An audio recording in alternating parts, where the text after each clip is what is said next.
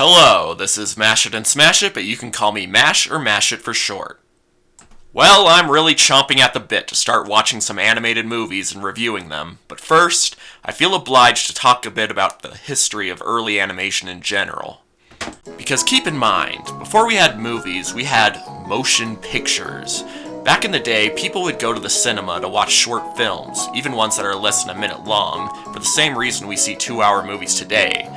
Even though said 2-hour movies are more and more frequently pushing those running times longer. Seriously guys, unless your name is Peter Jackson or Francis Ford Coppola, maybe keep your movies at a length that doesn't make people late for appointments or have to contain all the soda they drank for longer than they can. Before there was a written rule that all proper movies have to be at least an hour and a half long, pretty much any 5-second video of a man turning a corner or a train pulling in counted as a feature presentation that people paid money to see. Oh, the times before YouTube. Now we're lucky to even get money if we have enough views, as was the deal. But I'm not here to rant about a broken system. I'm here to look at early animations leading up to the first ever feature-length animated film, which is unfortunately lost. I talk about early film because the history of animation kinda goes hand in hand with the history of motion pictures. Like pretty much all visual media, animation's history can be dated back as far as the time of Neanderthals, when a major art form was drawing on cave walls. These drawings served to tell stories about life in the Paleolithic era, but some of the most notable drawings depicted animals with 6 or 8 legs. Nope, these are not species you've never seen, nor are they drawing errors. At least I don't think they are. They are still images emulating these creatures in motion. It seems that even as far back as the Stone Age, mankind was fascinated with the idea of bringing images to life. This continued throughout history, as artists and inventors continued to experiment with methods of creating motion in imagery. A pottery bowl found in an ancient Iranian city depicts a series of images around it of what appears to be a goat jumping up to bite a leaf off of a branch. An ancient Egyptian mural shows a series of images of 2 men in a wrestling match, likely well before wrestling just became a scripted display. The Chinese invented a rotating lantern that created silhouettes scrolling across the walls that it is projected onto. How much this qualifies as animation is up for debate, but it does prove to be a unique early example. And even Leonardo da Vinci himself experimented with incorporating motion into his drawings, the most notable of which is the Vitruvian Man, which combines the art of the male figure with the mathematics of motion and positions. In 1659, scientist Christian Huygens invented the magic lantern, an early projector capable of reflecting painted glass slides to create illusions on walls or other surfaces. This was an effective method back then to create little horror shows for the superstitious folks of the Renaissance. While I have no doubt that the first few slides made for this invention were still images, it is heavily implied that it was also invented as a means of creating unique animations as well. Many modifications were made to this device which allowed for all sorts of transitions and movements for the projections. It became the first major display of images in motion. 1824 marked the invention of the thaumatrope, a popular toy that comprised of a small disc attached to 2 strings that has images painted on each side, that when twirled fast enough seemed to combine together into one image. This relied on what is known as the persistence of vision, the phenomenon where an image lingers in one's vision for a brief time after it leaves the line of sight. This phenomenon would pave the way for many animation devices to come. The phenakistoscope, invented in 1831 by Joseph Plateau and Simon von Stamfer, consisted of a disc with a series of images around it being spun on an object which can simultaneously be looked through towards a mirror to see an animation being played back toward you. With this invention, animations became much more fluid. You might even say that this paved the way for what are now known as GIF animations, what with the constant animation loops. In 1834, William George Horner gave us the zoetrope, a cylindrical device that allowed one to peek through the openings and spin the device around to see the same kinds of animations that were common on the phenakistoscope. It had a similar effect, while also being easier to use. In 1865, photographer Felix Nadar gave us what can be described as the first ever motion picture, a series of photos of him in a chair facing different angles. When combined into the right sequence, you get what is described as a revolving portrait. This can be considered an early form of stop-motion animation, as well as a precursor to two other photographers that I will discuss later. In 1868, John Barnes Linnet gave us the well-known flipbook, which is exactly what it sounds like, a series of pages that you flip through to create an animation. Probably the most simple of these inventions, but arguably the most effective, as it allows much more variation than the previous inventions, hence why it is still popular today, and became even more effective with the invention of the mutoscope, a device with a crank that can flip through even bigger flipbooks. In 1877, we got the praxinoscope, invented by Charles-Émile Renaud. It was another expansion of the zoetrope, switching out narrow slits for mirrors, creating even more fluid, easier to see animation. This invention was expanded again in 1892 with the theater optique, which projected animations just like the magic lantern did. It utilized two projectors, one to create backgrounds and the other to create moving figures. This would prove to be an early example for cell animation, a form of animation that uses different layers, and would prove to be the primary form of animation until CG animation took over the industry. Using the theater optique, Renaud created a series of animations, but only two of them survive to this day. They both proved to be early examples of basic storytelling, and were both incredibly groundbreaking for the time, despite all of the characters looking like ghosts. With this, they became the first proper animations to appear on film. Now, I haven't talked yet about Edward Muybridge, who was essentially the definitive pioneer for animation and film.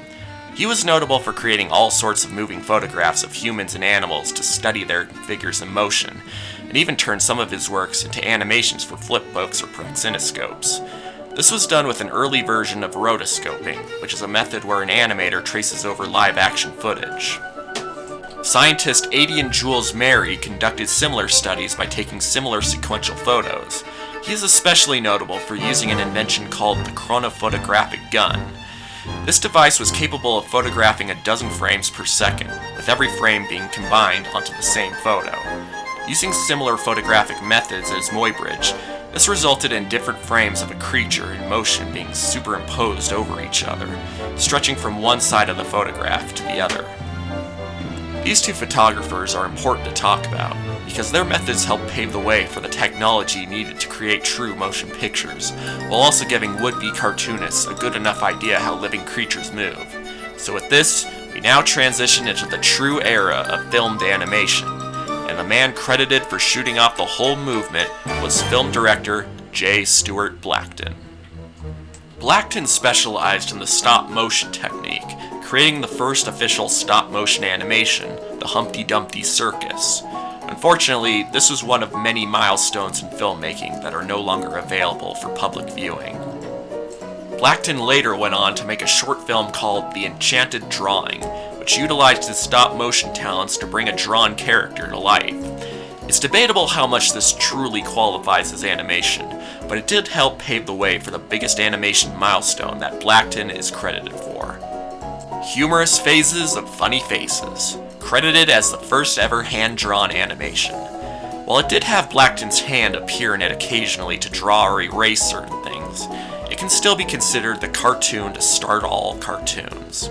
But the thing to remember is that the official creation of an art form takes quite a few firsts to happen. We were still yet to see a fully animated story. Blackton went on to make all sorts of films, several of which utilized some stop-motion animation for special effects, such as The Haunted Hotel and Princess Nicotine. Secondo de Choman also utilized similar effects in his films. In 1908, Emile Cole created the first fully animated story. A story of nonsense, but a very well-animated story of nonsense. If Humorous Phases was the cartoon to start all cartoons, then Phantasmagory was the cartoon to get all cartoons' engines roaring. This pretty much marked the moment that animation became serious business.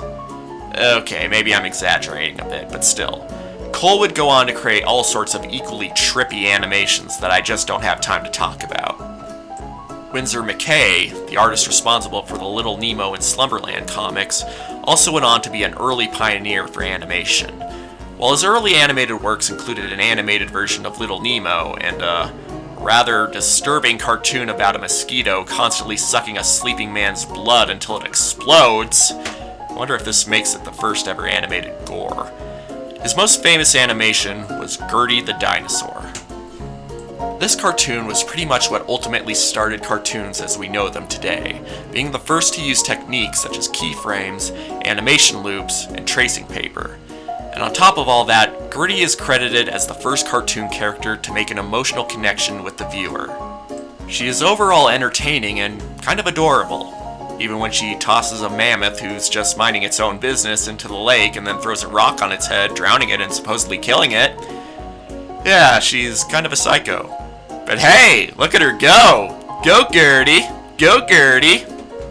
This was originally used as part of a vaudeville act where McKay would interact with her. I suppose this might have served as some inspiration for John Hammond. Unfortunately, this was not to last, as McKay's boss over at the newspaper company did not like him taking time out of his comic publishing for the paper, so he forced him to discontinue the show, and McKay ended up packaging the cartoon with a boring live-action bit detailing the creation of the cartoon, which is sadly not as interesting as it could have been. But hey, the cartoon's still great. And there are dozens of other cartoons from this time period that I have no time to talk about either. Otherwise, the most notable cartoons from the silent era that I haven't talked about are Felix the Cat and Steamboat Willie. But the main point of this video is to talk about the history of animation that led to the first full-length animated movie, and those cartoons came after that. So let's get right to our feature presentation with this little history lesson. El Apóstol, or The Apostle in English. The movie was animated by Irino Cristiani, an Argentinian cartoonist who spent his early career drawing satire cartoons for the newspaper. In 1916, director Federico Valle gave Cristiani the tools and blessings to turn his comics into animations for his newsreel. After the success of his first cartoon, which used cardboard cutouts, a method he would use throughout his career, to satirize the then president of Argentina, Hipólito Yrigoyen, he then decided to make a full-length animated feature about the corrupt dictator, which would make it the first full-length animated movie ever made. Released in 1917, the satire film focuses on Yrigoyen, who ascends to the heavens and possesses the thunderbolts of Jupiter, using them to destroy Buenos Aires, thus cleansing it. An interesting thing about this being the first full-length animated feature is that it certainly doesn't sound like a kid's movie. It's not surprising, since animations were mainly made for adults like most other motion pictures at the time, but it's still kind of weird that a medium that has become almost synonymous with family entertainment started with what I can only describe as an early version of South Park, from its animation style to its social commentary.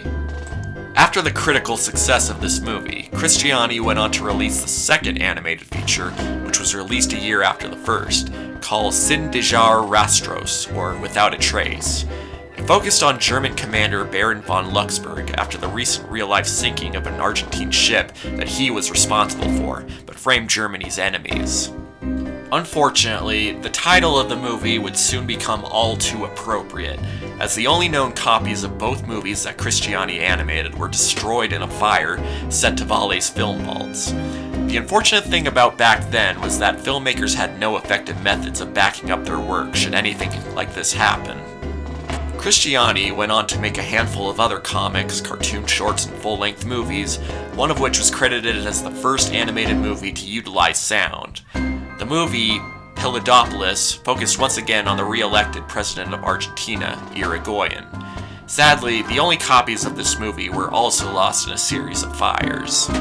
And there may have been some other animated films released in Argentina back then as well, but information about any of them is extremely scarce.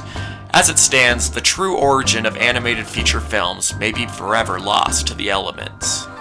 Thankfully, there are other early animated films out there that still survive to this day, so join me next time as I give my first proper movie review of the oldest surviving animated film. Until then, this is Mash It and Smash It, signing off.